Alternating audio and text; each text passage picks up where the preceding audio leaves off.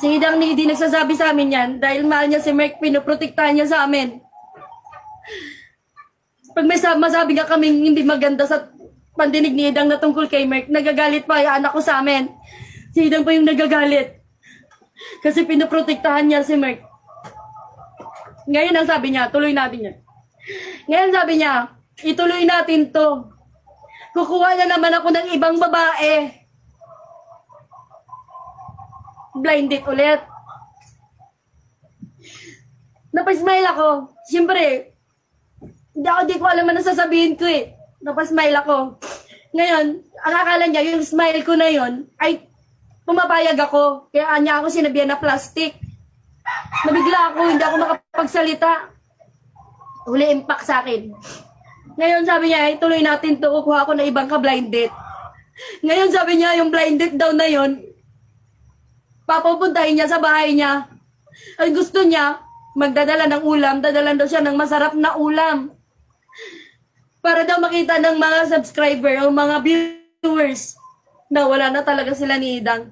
Nabigla ako, pero hindi ako nakapagsalita, ewan ko sa kanya, kung sa palagay niya yung smile ko ay pumapayag ako, umuoo daw ako, sabi niya.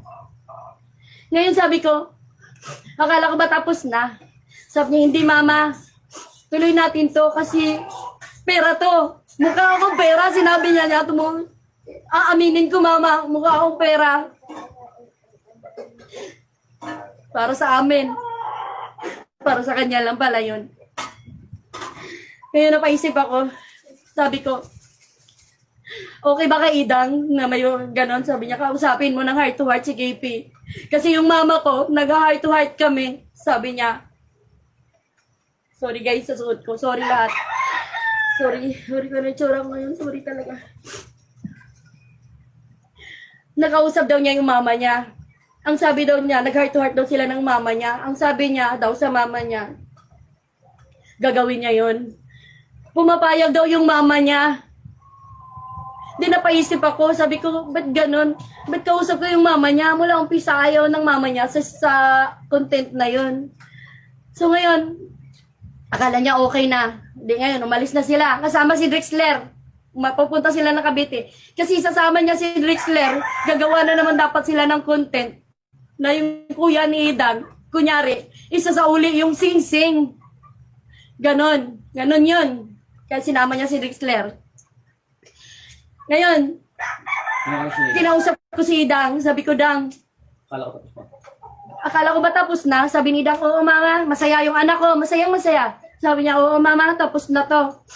Matatapos na to. Magtatagaytay kami ni Merck. Ang dami niyang sinabing magaganda.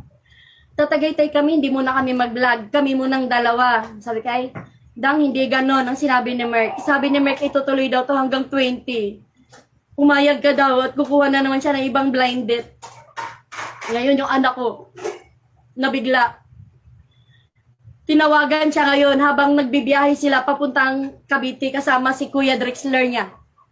Tinawagan niya si Merck. Sabi niya, grabe naman yung ginawa mo. Akala ko ba tama na? Gumanon siya, sabi niya. Binura niya si Merck kaya pinatayan siya. Binatayan niya binlock niya si Merck agad. Tapos, naka-block din sa akin. Yun. Dahil sa content na yun, nawala si Merck. Dahil sa content na yun, yun ang kinagalit niyang content na hindi natuloy para malalaman ninyo. Yun. Di ko alam kung may babae o sabi nila meron. Pero kasama na rin yun sa plano niya. Plano niya to lahat. Kami sumusunod lang sa kanya. Hindi kami makakilos para kami robot. Kulang na lang sa amin remote control. Kontrolado kami lahat. Pero sinusunod namin siya. Siya yung iniisip namin.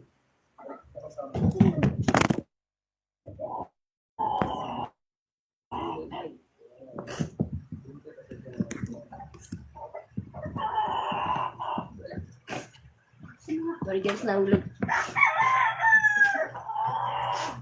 Dahil sa content na yon na hindi kami pumayag. Dahil sa content na yon, Dinamay niya pa yung mama niya, pero yung sinabi nag-usap kami ng mama niya, sabi na mama, Diyos ko po. Ako yung ayaw sa content na to. Tapos ngayon, dinamay niya yung mama niya. Nagchat-chat kami ng mama niya. Nangihinayang din yung mama niya sa pinagsamahan. Sayang din, kasi tinuring na niya namin siyang anak, pero pag wala pa lang kami sa harap niya, iba yung sinasabi niya sa amin. Totoong tao kami, tsaka mahirap lang kami. Hindi po kami mayabang. Kilala po kami dito sa lugar namin. Kahit pumunta po kayo dito. Kilala po kami dito. Hindi po kami mayabang. Hindi po namin nangadyumaman. Alam po ng mama ni Mert yun. Sinabi ko po sa kanya. Hindi po kami gustong yumaman. Yung Canada niya, kanya rin yan. Dito pa nga lang, inakapin na niya yung anak ko. Paano pa kaya sa Canada? Hindi kami pumapayag. Yung Canada niya, mula umpisa, ayoko niyan. Kasi alam ko ang mangyayari sa anak ko doon. Anong gagawin niya sa anak ko doon? Siya yung may hawak ng pera. Walang kapera-pera yung anak ko. Hindi makakaalis yung anak ko doon kung walang hawak na pera yun.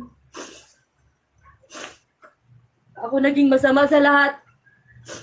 Pumayag ako maging masama. Kasi ayoko siyang mabash. Sabi ko sa mama niya, sige, gawin ko to. Para malipat sa akin yung bash. Huwag lang sila mabash. Hindi ako nagbabasa ng comment. Kasi ang sasama ng comment niya sa akin.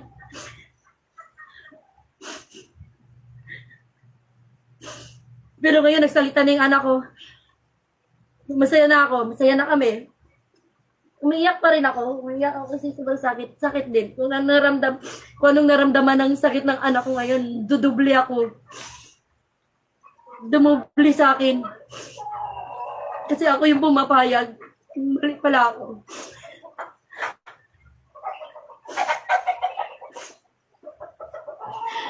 Pero mali ako.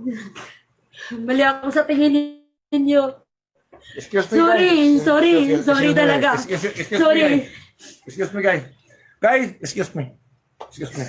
Guys, kausap ko ngayon si Head Turner. Head Turner, kausap ko si Boss John. Head Turner. Ito po yung naging controversial din sa issue noon. Siya po na isa rin po sa kaibigan po, barkada namin ni Mark. Mami, huwag kang umiyak. Ni Derek Ulo. Isa po siya. Bago kami nagkahiwalay-hiwalay, guys. Siya po ang number 1 na talagang kumontra na dyan sa ugali ni Derek Ulo. Siya. Tumawag sa akin ngayon, guys. Tumawag. Hindi nyo alam yung mga taong nakapaligid na nakaintindi na kay Derek Ulo. Na umalis na sa poder niya dahil ganun po siya makasarili. Yung ugali niyang hindi napakaganda. Marami ng taong nag-alisan. Dapat ang tao hindi dapat umalis sa sarili. Sa mga barkada dapat lalong dumadami. Siya mali. Nag-aalisan sa kanya. Bakit? Yun ang number 1 questionable kung bakit. Ay. Si Boss John, Head Turner. Yan po, may sarili po rin siyang channel. Yan po ang nakakaalam lahat kung paano pinutiktahan niya si Kipi. Pinupuntahan niya po ngayon si Kipi at sino gusto niyang sunduin at protektahan. Kasi hindi lumalabas daw sa bahay ni Kambal. Nandoon daw, nagtatago. Ngayon, sabi ko sunduin niya nang sa ganun maayos. Ngayon, gagawa po sila ng paraan kung ano man na masundo yung anak ko. Guys. So, ngayon, alam nyo na po kung lahat. Alam nyo na po lahat yan. So, kayo na pong bahala kung anong nasa isipan ninyo. Sabihin nyo. It's your freedom po. Pero, wag lang po sa pamilya namin dahil kami ay sunod-sunuran lang kami sa strategy ni Derek Ulo eh. Para sa future daw nila eh. Samantala saan ba yung future? Hindi yung future nila. Future niya. Wala po kaming picture doon. Asawa ni iiyak na rin eh. Future niya yon, hindi sa amin. Kita nyo naman kung paano mag-handle. Pero suporta kami. Itong mga tao na to, napakamahal namin to guys. Nagulat na lang ako. Tumiwalay. Nagkaroon pa ng problema bago paghiwalay. Bakit? Ayaw namin maniwala sa kanya eh. Nandun yung suporta namin kay Mark eh, pero sila humiwalay.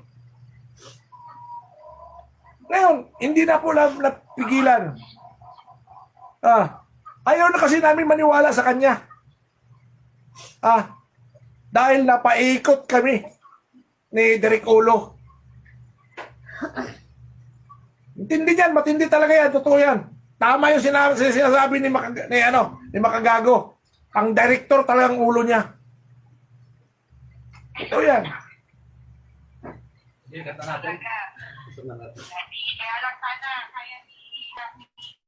Sige na guys. Cut na muna natin ito. Pansinin mo na si Mami. Hindi na pupunta.